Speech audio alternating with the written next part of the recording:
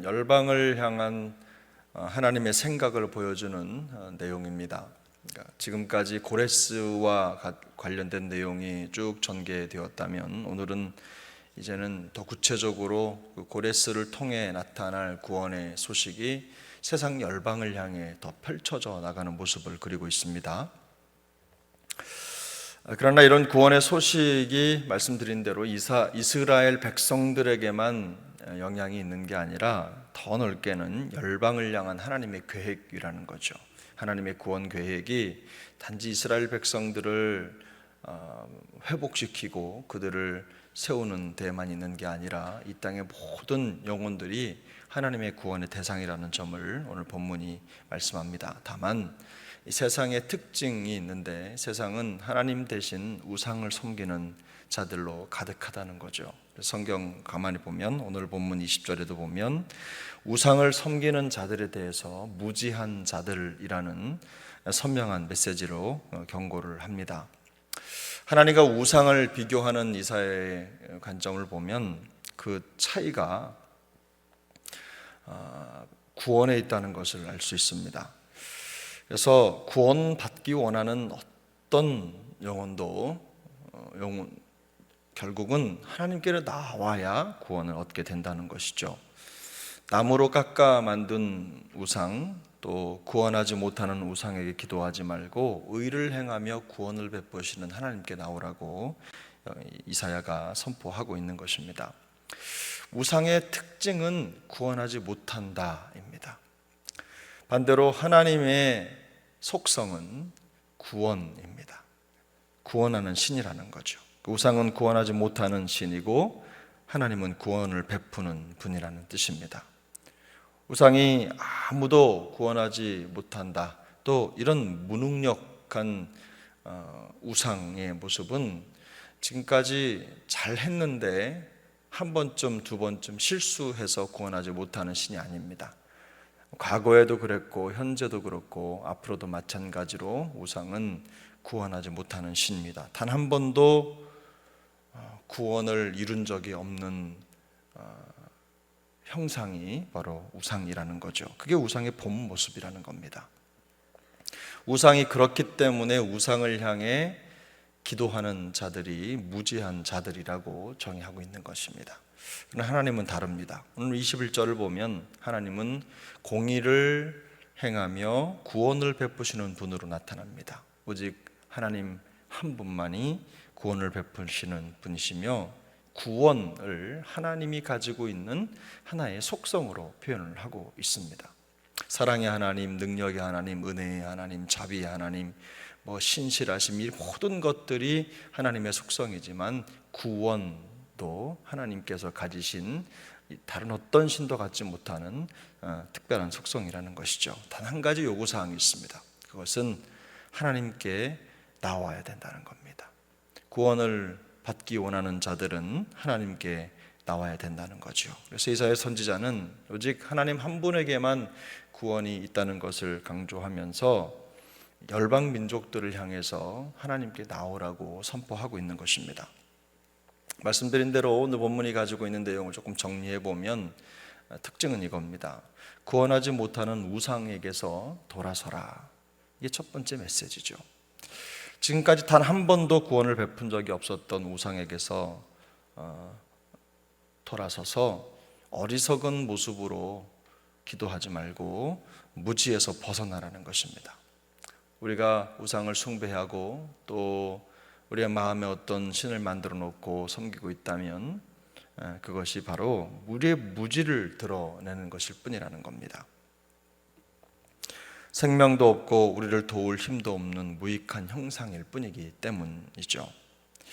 두 번째는 구원을 사모하는 모든 영혼은 하나님을 자기 하나님으로 받아들여야 된다는 겁니다. 옆에 다른 분 혹은 다른 사람에게 있는 하나님이 아니라 나의 하나님으로 받아들일 때 구원은 우리 가운데 임하게 되는 것이죠. 그래서 구원받기 위해 하나님께 돌이키고 하나님을 나의 하나님으로 받아들이는 것, 이게 무엇보다도 중요하다고 강조합니다. 22절을 보면 땅의 모든 끝이여 내게로 돌이켜 구원을 받으라 라고 하는 이 하나님의 음성을 선명하게 선포합니다. 세상에 구원을 주는 다른 신은 없다는 것이죠. 열방을 향해서 하나님께 돌아오지 않는 자들은 결국은 부끄러움을 당하게 될 것이고 심판에 이르게 되겠지만, 오늘 본문 맨 마지막 흐름을 보면 오직 참되신 하나님을 섬기는 이스라엘 백성들은 결국 하나님께 의로움을 입게 될 것이다, 결국 구원을 얻게 될 것이다 라고 마무리를 하고 있습니다. 우리가 여기서 생각해 봐야 될 문제가 있습니다. 하나님은 구원하시는 하나님입니다.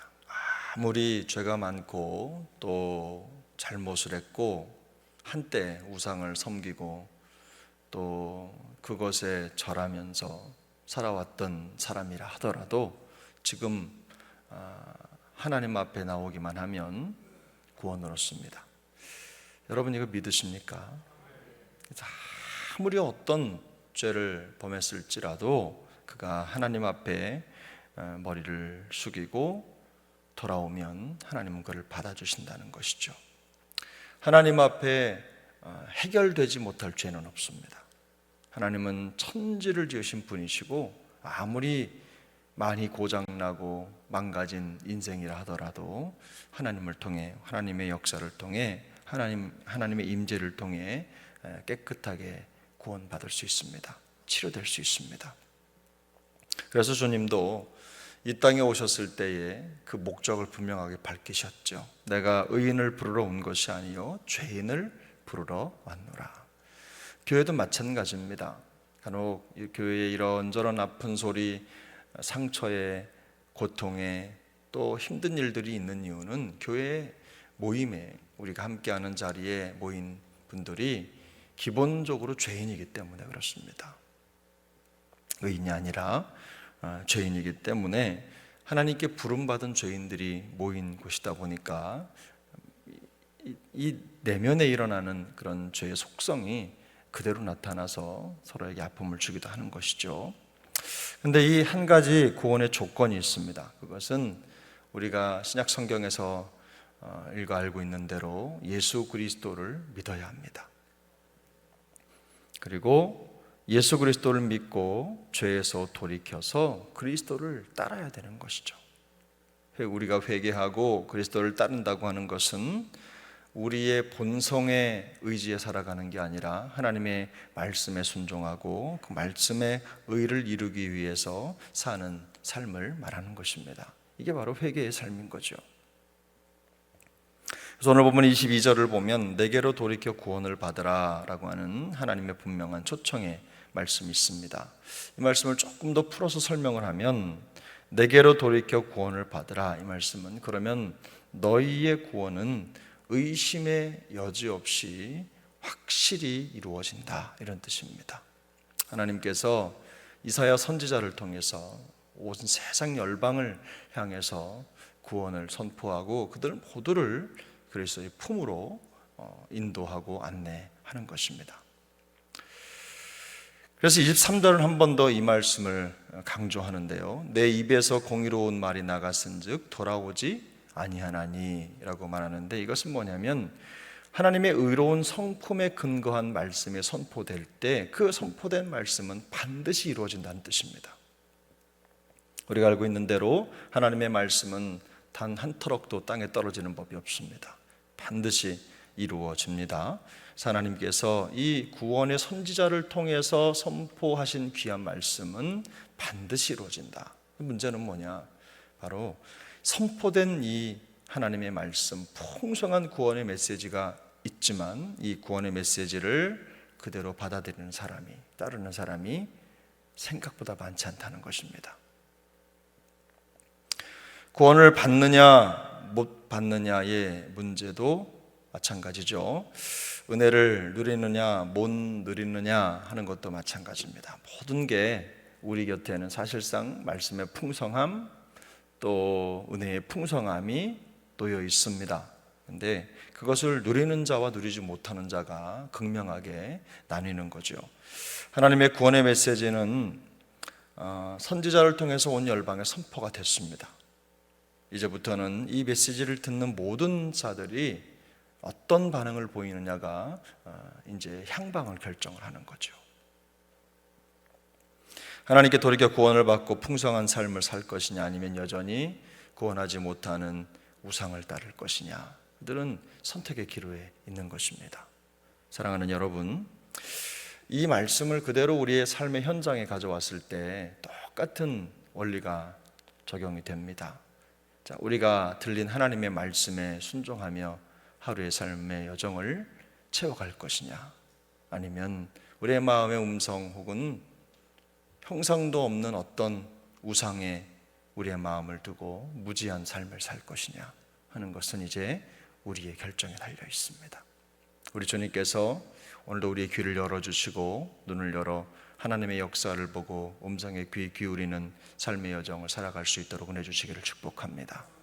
오늘 하루도 우리 주님께서 우리 모두에게 허락된 귀한 구원의 메시지가 또 들려지게 하시고, 우리뿐만 아니라 우리 가족, 우리 사랑하는 자녀들이 어느 곳에 있든지 주의 음성을 듣고 그 음성에 귀를 열고 또 그 말씀을 따라 우리 주님과 동행하는 멋진 삶을 살아가게 될 수 있기를 축복합니다. 주의 음성 듣고 돌아오라고 하는 주님의 음성이 그들에게도 들려서 주님 앞에 나와 함께 마음을 모아 예배하고 하루하루의 삶의 여정을 믿음의 여정으로 또 은혜로 채워가는 그런 멋진 우리 식구들 다 될 수 있기를 예수님의 이름으로 축복합니다.